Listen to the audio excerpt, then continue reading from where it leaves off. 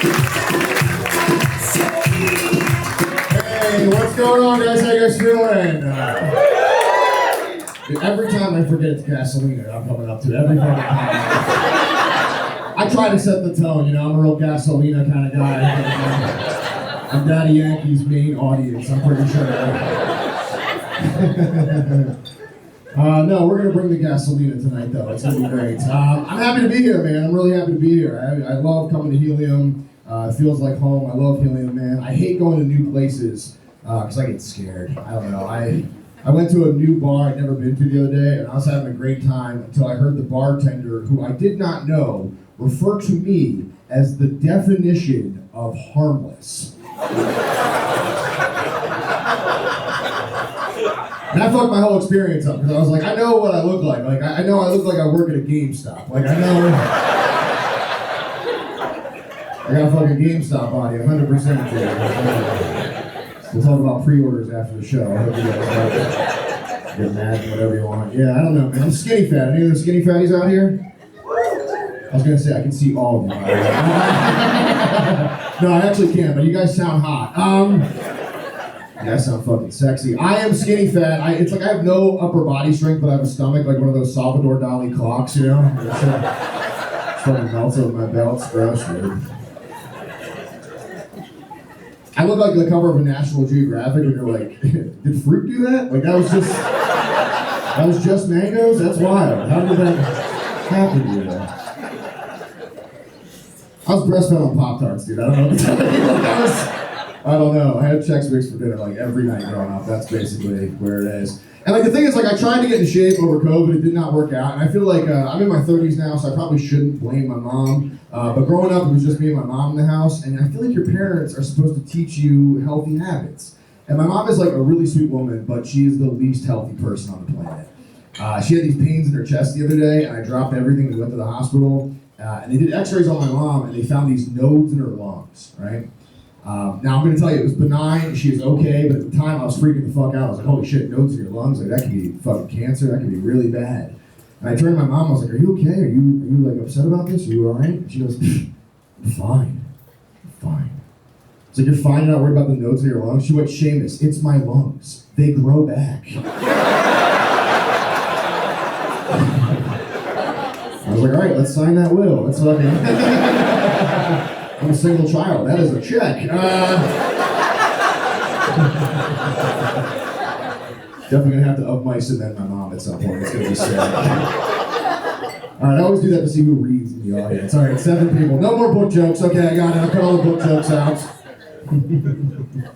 Spoiler alert for Mice and Men, I guess. Right? Sorry, guys. No, I don't know. My mom's a sweet woman. She was, we actually do a podcast together, do a podcast with my mom. You guys should all go listen to it. You clap, are you a listener? That's my one listener's here, ladies and gentlemen. Oh my goodness.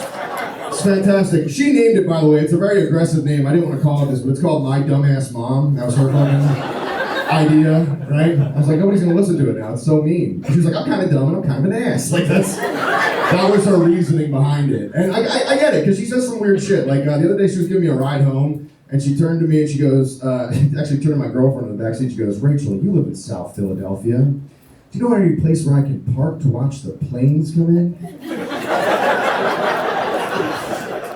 And I went, why don't you park at the airport? And she went, okay, Mr. Smart Guy, they don't let me park there anymore. I was like, how long have you been fucking doing this? Like, just setting up shop, watching the planes come in? Yeah. She's a sweet woman, though. She was a public school teacher here in Philly for about 30 years. She just retired, like, last year. So she just thank you. Yeah. No, I think it's tough. It's a tough job. And I asked her, I was like, what are you going to do with all your free time? And she was like, I'm going to solve unsolved murders. And I go, how about we solve the mystery of how to open your fucking Gmail first? How about we do that one first, okay? And then we'll solve the cold cases. But I don't know, yeah, she was a public school teacher for about 30 years, and she taught a bunch of different kids. And she actually has this bumper sticker on the back of her car that says, I support autism research, which I think is like a nice sentiment to have on your car.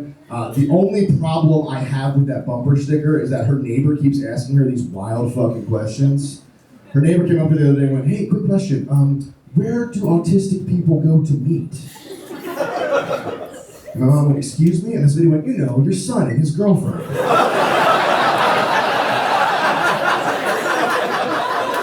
Where did they meet? And my mom went, they're not autistic. She went, fine, retarded. Where did they meet? And I was catching strays. I wasn't even fucking there, right? I heard about it. I was like, why would this woman think I had special needs? And then I realized I've only ever had one conversation with this lady. And the thing is, like, my girlfriend has these really tight bangs. They go like straight down her face like this. She's got like Lego lady hair, basically. Like, you can just kind of pop it on, right? And the only conversation I've ever had with my mom's neighbors, I went up to her and I went, my girlfriend cuts her own hair. That's great, buddy. Did you get here by yourself? Like, are you okay? Yeah, things that special needs. That's fine. Jury's out. I'm not gonna lie. Jury's out. Jury's out. Yeah, I don't know. I've been I've been trying to be nicer lately. I'm not the nicest guy. I've been trying to be nicer. I stopped drinking for a while, and I thought that made me nicer, but it didn't because I was drinking non-alcoholic beers. Just made me more upset. It was like, oh, you love acid reflux and remembering? Like, yeah, this shit fucking sucks, dude. So I'm back on the sauce. Anybody else drinking tonight? Hell yeah, dude. I'm fucking hungover. I threw up and went right back to sleep last night. That's what I got. So we can party tonight, you know? The pizza didn't stay in my stomach. I am trying to be nicer, but it's not working out. Like the other day I went to Acme and I was doing self-checkout at the Acme, and because I'm not trying to fucking talk to anybody, right, obviously. And at the end of my transaction, I like slipped a little bit and my elbow hit the screen and I accidentally donated $10 to childhood cancer. I don't know if you guys have ever asked the attendant at Acme to take off $10 for childhood cancer. I was like, you gotta get that the fuck off of there. Like, I'm not paying it. No way. No way. And it was kind of awkward. The dude was so mad. He was like, are you serious, sir? Are you serious? I just hit him with, I was like, the problem's just bigger than me. Like, the problem's just way bigger than me. I am but a humble man. And I felt so bad. I was walking home, I was like, $10 is gonna fix it. Like, convince myself, you know, that wouldn't have put it over the edge, you know, local fucking idiot solves cancer. What a great story in the history books. Yeah, I slipped. It's just that easy. I was trying to rationalize it in my head. I was like, oh, they're here for a good time, not a long time. You know what I mean? It's a little too mean, sorry. But they're not here. It's 21 up here, right? Okay.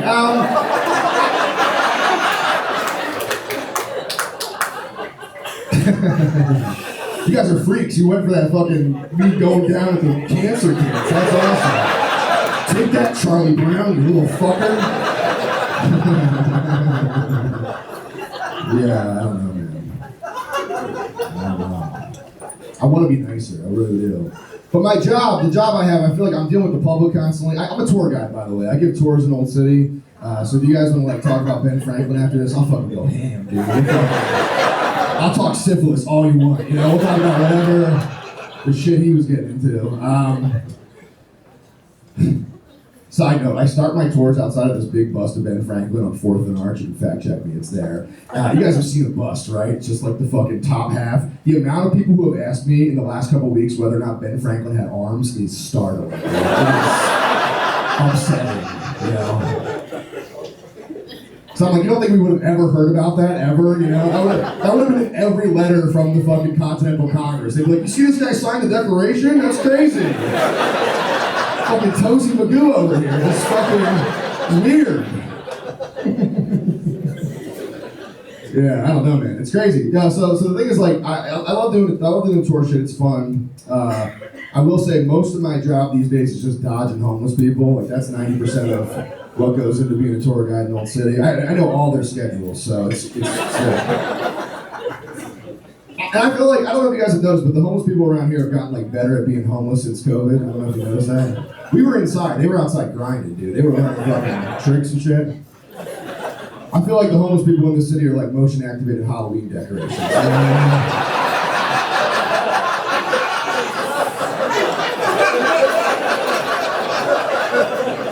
see him and you'll be like, that one's clearly not activated, you know what I mean?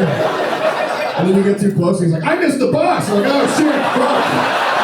Jesus fucking Christ! Oh my God! Spooky! And they fuck with me for no reason. They do not like that I work outside. I'm on their turf, dude. They fucking hate it, right? I was doing a tour the other day and this guy just started yelling at me for no fucking reason out of nowhere. He was like, you fucking bitch!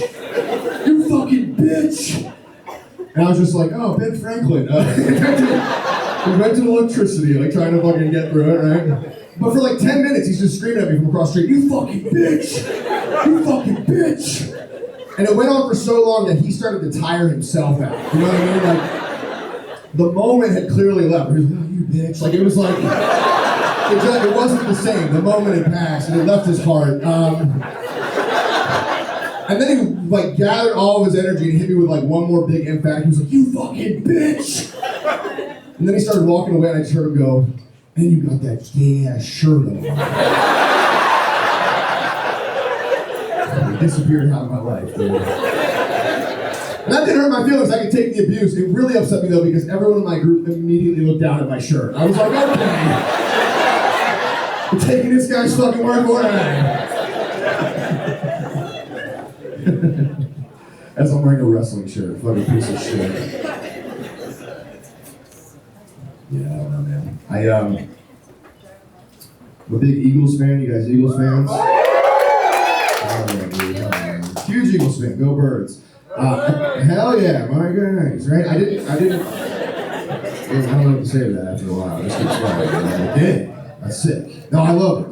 I was a huge Eagles fan. Everybody in my family was a huge Eagles fan. I did not play football, obviously, right? My dad was like, you got an art body. You're gonna fucking... Maybe he'll do it, right? Maybe he'll do it. But, everybody in my family was a huge Eagles fan. My grandma was the biggest Eagles fan I ever met in my life. Huge Eagles fan. She had everything, like hoodies, bedspreads, like you name it, she had it. Every piece of merch. And she passed away right before we made it to the Super Bowl. Isn't that fucking crazy? Right? After that, I wasn't surprised that we won. It was a really tough time, but I wasn't surprised that we went. I wasn't surprised we won because I'm a very spiritual person. And I knew that my grandma was a fucking jinx. I was like... You better get this bitch out of here, okay? I don't need a grandma, I need a ring, alright? Hey, Judy! As soon as she died, I was like, we're going, dude. It's our year. Everybody in my family was so dumb about it, too. They were like, she's in heaven talking to the Eagles. It's like my racist grandma's talking to the Eagles. What the fuck is she saying? A lot of blacks on this team. Like, oh, relax, Jesus Christ. Yeah, we're all Nazis dead, right, guys? Just kind of a piece of shit. But, I don't have time to explain that. Just gotta take my word for it. And the thing is, like, my mom's 1 of 10 and my dad's 1 of 7. I come from a big family, and I'm probably the skinniest person in my family. Everybody in my family is, like, just normal fat, you know, just regular old fatties. And we had a lot of deaths in the family in the last couple of years, and I was a pallbearer at almost every single funeral, which was, like, a lot of heavy lifting for me. A lot. And I remember the last funeral we had, my uncle, he's like 400 pounds. He was on the other side of the casket. We're calling him, the fucking church. And he whispers to me, and he goes, hey, someday you'll do this for me. And I was like, that's what the fuck you think. Like, no. Not unless they bury you in like a book bag with the wheels on. Not unless we have like a slip and slide funeral. I just kind of kick that shit out of the church, you know? I was like, boss, get cremated. I'll carry some of you. I'll carry some of you.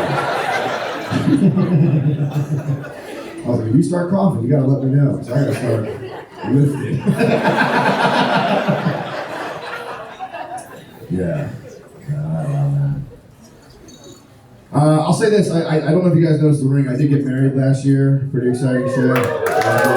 Yes. That Lego lady hair is now my wife. That is my wife. She's very lucky. She's crushing it. No, I'm lucky too. I'm fucking around. I'm like, she's so hot and I'm kind of gross right now. It's getting very King of Queensy in our fucking house. Thrilled about it. Okay. Like the other day I got on stage and I had my Fitbit on and it was like, you're in the zone. And I was like, fuck, that is a bad sign. That is not great. That is not good. No, I love it. I don't know if you guys are just like fucking pussy hounds out here, but I hated being single, dude. I was like a fucking sex camel, dude. It would happen like once a year, and then I would just pray for the next like full moon or whatever the fuck. Like, when will someone fuck me again? You know what I mean? Hold my breath. I was pretty desperate too back then. I remember I took one of my exes out on a lunch date. Big mistake. Never take your ex out on a lunch date. Delete your fucking number. Get rid of it, man. It ended for a reason. You know what I mean? And I found that out pretty quickly because we went on this lunch date. It was super weird. At the end, as we were saying goodbye, she goes, Seamus, this is just like the ending to the Chronicles of Narnia. And I was like, I've never seen that movie. Do they fuck at the end? Is that where this is going? No, it turns out at the end of the Narnia, they just start dating one of your friends, which is very fun. That reminds me of Fast and Furious, because I'm furious, and I'd love to see them get hit by a car. It's true, I hope they both die. You can say that, I'm not a magician. If it happens, it won't be my fault. It'll be God's fault, because they broke his heart. No, I don't know. I want to do something that I haven't done all weekend. So my stepmom passed away a few years ago. She had early onset Alzheimer's. She passed away, and the crazy thing is that like we had a really bad relationship. One of my most memorable moments of her is we were at the World Trade Center when I was 6, and I got my head caught in the revolving door of the World Trade Center somehow. And all I remember is my stepmom and the entire staff of the World Trade Center pointing and laughing at me. And we know what happened to both of them, right? So...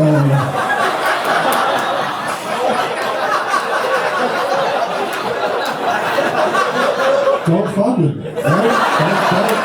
Don't believe me. I got shooters out here. All right, sorry. I don't know. No, getting back to my wife. So I do love my wife very, very much, and I feel like the way you know you're in a good relationship. I feel like if you can have bad sex with somebody and they're just like, you'll get them next time. Like that's like you're in. You're doing well. You guys ever walk down the street and you like go to the left and so does the person in front of you, and then you go to the right and kind of like do that shuffle for a couple minutes, right? That's how I fuck. That's basically how I have sex. I'm not sending the tape in to anybody, you know? Sometimes I knock it out of the park, though. Sometimes I do be fucking, that's for sure. That's for sure. I can always tell when I did a good job, because she won't give me like any kind of review. She'll just be really nice to me, and I'll be like, yeah, I guess I will watch Vanderpump Rules now. I guess I will do whatever you want, you know? No, but the thing is, like, my wife doesn't like any kind of physical touch at all. Like, it's not just sex. Like, she doesn't like handshakes, hugs, any of that stuff. Like, she hates all that stuff. So, like, trying to have sex with her is like trying to get a sick dog from under the porch. You know what I mean?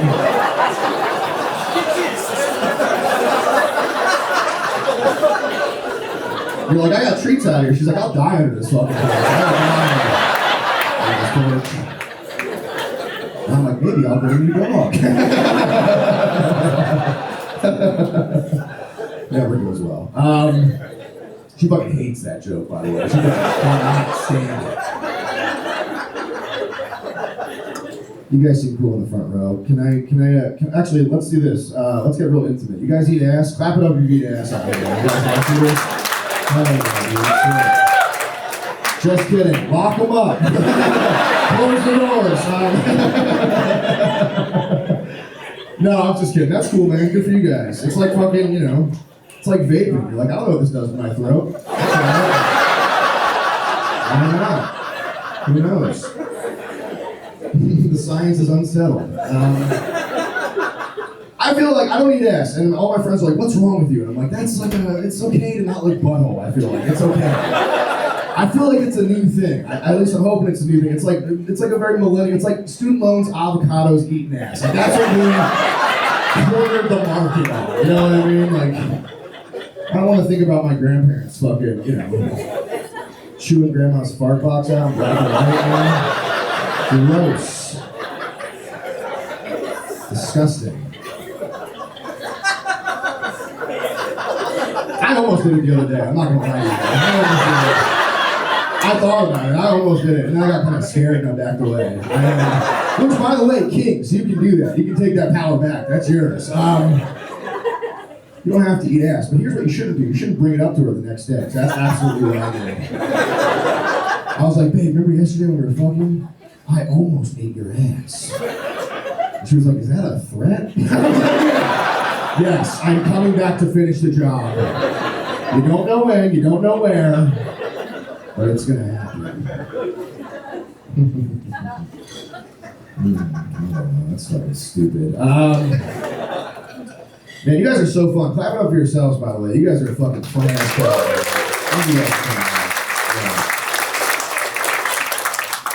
I'll tell you guys this. I went to Wawa for breakfast the other day. Hell yeah, that's disposable income, baby. It's weird to show up at 9 a.m. still drunk and be like, "Make my hoagie." Make it right, you know?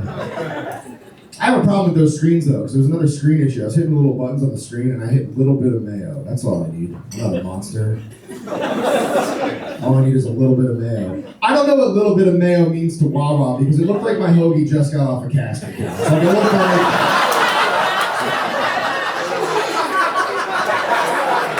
I was like, oh, I guess a little bit of mayo means everybody fucking comes on this thing. They're fucking bukkake my shit, 100%, dude. I swallowed it, man. It's snack time. One gulp. That's gross. So fucking stupid. Fucking idiot. I don't know, man. I'll tell you guys this too. One of my favorite shows of all time was To Catch a Predator. You guys remember that show? For those of you who don't remember, it was like the show where they would like prank the pedophiles. It was fucking sick. They would punk their asses. It was awesome. They would like pretend to be 12 years old for like 3 weeks and then be like, "Sit down." It was sick. It was great. And they canceled it. And I found out the other day why they canceled the original run, and it made me so upset, dude. It made me so upset. I did a little research. Turns out one of the pedophiles who got caught turned out to be a big name in his town. He was like an attorney or a politician or something like that. So first time for everything, right? And he got caught and he was so embarrassed that he went home and he killed himself. And that's why they canceled the show. And when I heard that, I got upset because I was like, I'm sorry the show's working. So we're gonna kill these motherfuckers, dude. I thought that was the point of the show. I didn't know it was catch and release a predator. I thought we were gonna fucking kill these sons of bitches, dude.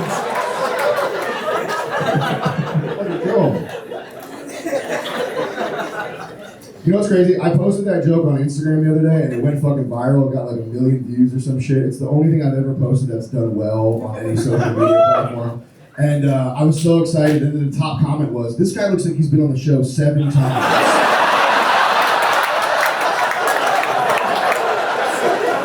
And guess what? That's my fucking joke now, motherfucker. That is mine.